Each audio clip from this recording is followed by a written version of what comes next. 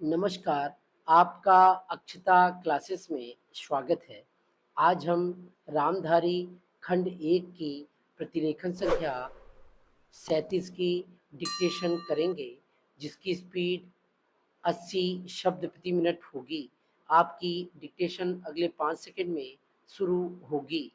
5, 4, 3, 2, 1 start.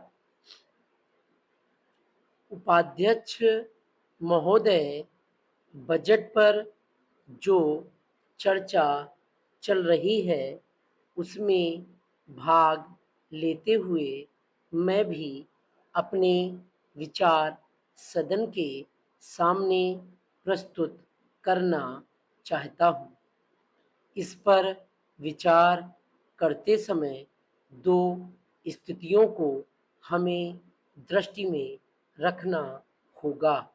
एक दृष्टि यह है कि किस स्थिति से हमारा देश गुजर रहा है, उसमें हमें क्या करना है, और दूसरी दृष्टि यह है कि भविष्य में देश को किस दिशा में ले जाना चाहते हैं। जब तक इन दोनों दृष्टिकोणों को सामने रखते हुए इस बजट को नहीं जांचेंगे, तब तक हम यह निर्णय नहीं कर पाएंगे कि यह जो बजट हमारे सामने रखा गया है वह देश की दृष्टि से उचित बजट है या नहीं।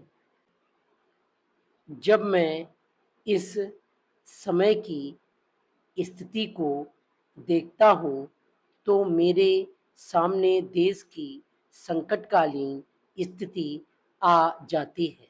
किस तरह से चीन और पाकिस्तान की तरफ से हमको खतरा है, किस तरह से वे देश पर हमला करना चाहते हैं, और किस तरह से हमारी आपसी एकता को मिटाकर हमको लड़ाकर देश में देशद्रोह फैलाना चाहते हैं।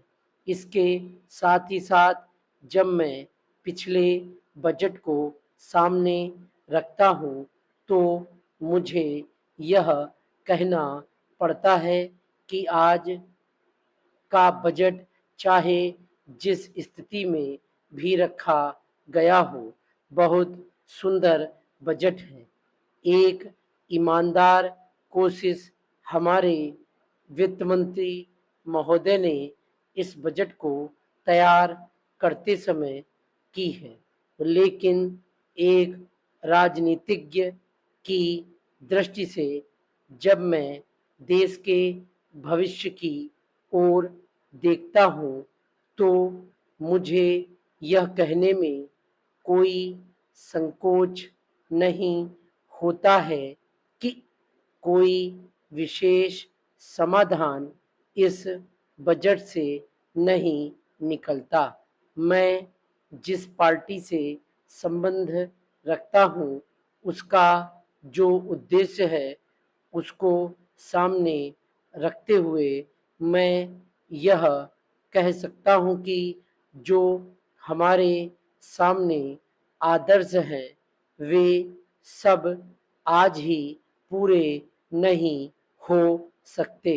हमारे वित्त मंत्री या हमारी सरकार आज ही सब कुछ नहीं कर सकती या स्वर्ग लाकर हमारे सामने खड़ा नहीं कर सकती, लेकिन फिर भी यह मैं अवश्य देखना चाहता हूँ कि हमारा देश आगे बढ़ रहा है या नहीं। जिस दिशा में हम आगे नहीं बढ़ रहे हैं उसे देखकर मुझे निराशा अवश्य होती है। जो प्रस्ताव कांग्रेस अधिवेशन में पास हुआ उसके मूलभूत विचार मैं आपके सामने रखना चाहता हूँ।